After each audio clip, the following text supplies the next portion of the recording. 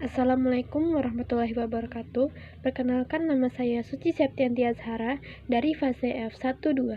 Kali ini saya akan menjelaskan tentang CRISPR. CRISPR atau Cas9 merupakan suatu sistem pengeditan genom yang berpotensi besar untuk dimanfaatkan dalam dunia medis. Saat ini, percobaan terkait manfaatnya masih dalam fase awal. Kedepannya, validasi klinis ex vivo pada manusia diharapkan segera dilakukan untuk menguji efikasi terkait berbagai macam penyakit. Pengeditan genom sangat diminati dalam pencegahan dan pengobatan penyakit manusia.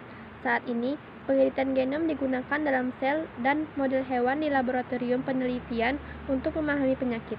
Para ilmuwan masih berupaya menentukan apakah pendekatan ini aman dan efektif untuk digunakan pada manusia.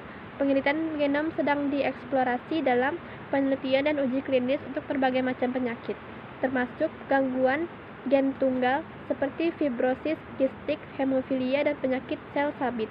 Pengeditan genom juga menjanjikan untuk pengobatan dan pencegahan penyakit yang lebih kompleks seperti kanker, penyakit jantung, penyakit mental, dan HIV.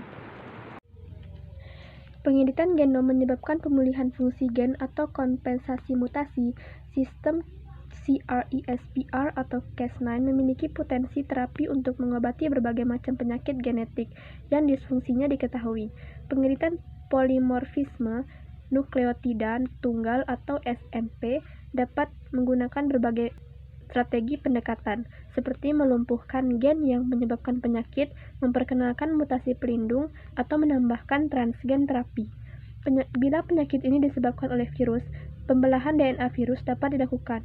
Mutasi gen sulit diperbaiki karena konteks genomiknya. Pendekatannya dapat dilakukan dengan mengaktifkan pseudogen untuk menggantikan gen yang bermutasi. Namun, jika penyebab penyakit adalah protein yang menyebabkan kerusakan pada organisme dengan karakteristik anomalinya seperti misfolding dan akumulasi dalam jaringan pada amyloidosis, ekspresinya dapat diturunkan ke beberapa titik dalam jalur ekspresinya.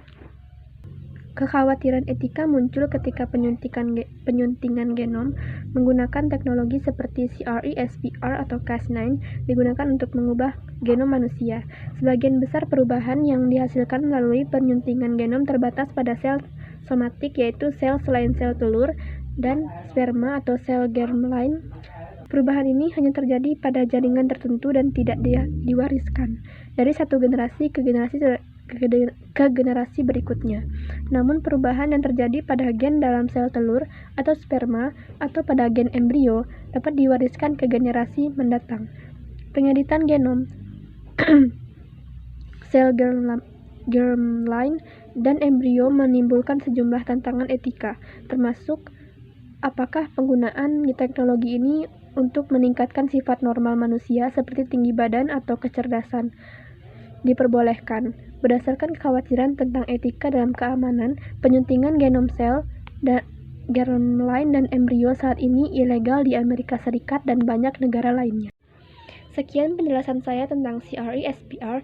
Mohon maaf jika ada kesalahan. Wabillahi taufiq wal hidayah. Wassalamualaikum warahmatullahi wabarakatuh.